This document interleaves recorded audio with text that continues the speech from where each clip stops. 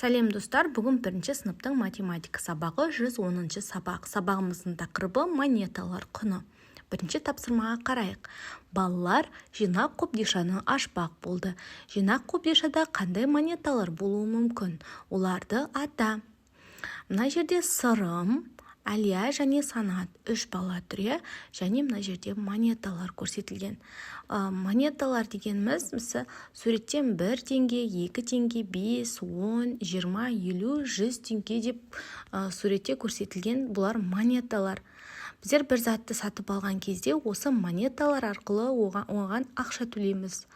Мысалы, Сырымда 10 теңге бар дейді. 10 теңге қандай монеталардан құралуы мүмкін?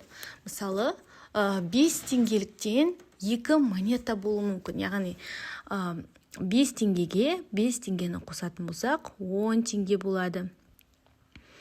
Сонымен қатар 5 теңге, 2 теңге, 2 теңге және 1 теңгені алсақ болады. 5, 2, 2 және 1 сандарының қосындысы 10 теңгені құрайды. Мына сонда Сырымның 10 теңгелік әмиянының ішінде осындай монеталар болуы мүмкін. Енді келесі Әлияныкін қарайық.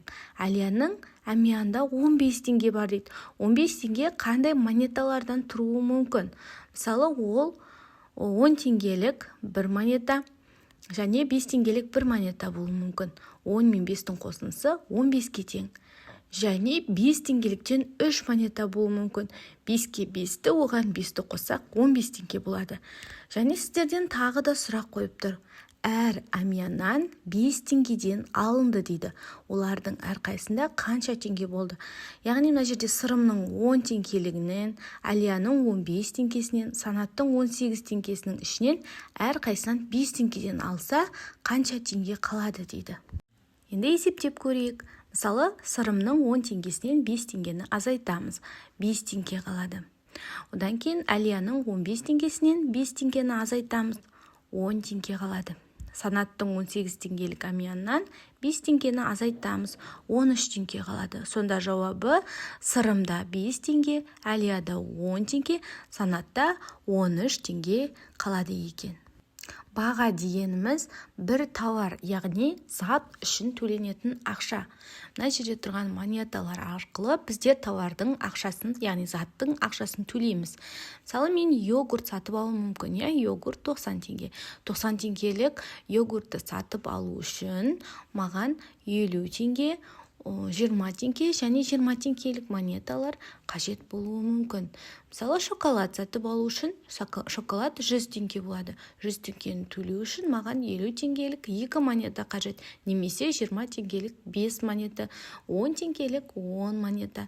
Сол сияқты осылай нанның да ақшасын осы монеталар арқылы төлеймін. Нан мысалы 70 теңге.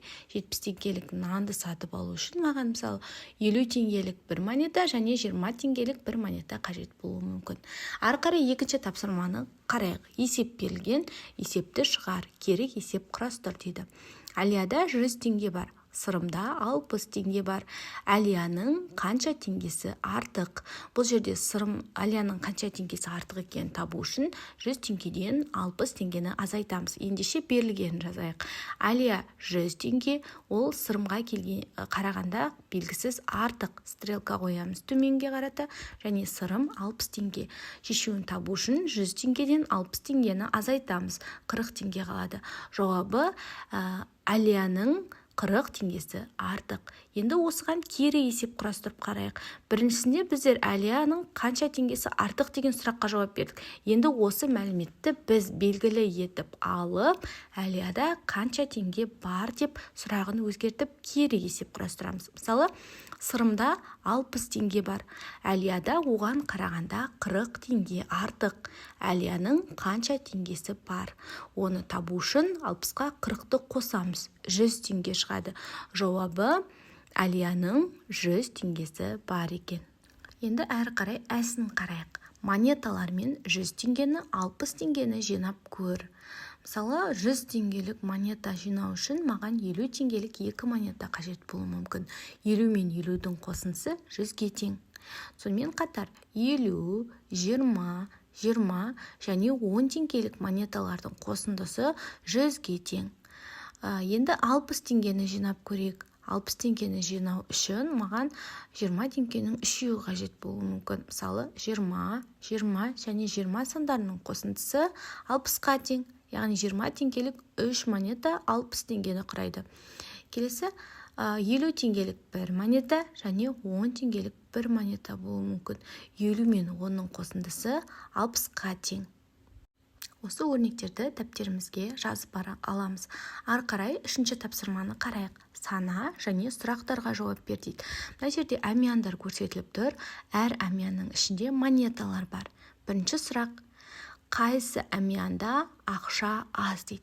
Ақша дегеніміз балалар, мына жердегі монеталардың қосындысы. Мысалы, бірінші әмиянда 6 теңге бар. Екінші әмиянда 10 теңге. Үшінші әмиянда 8 теңге бар.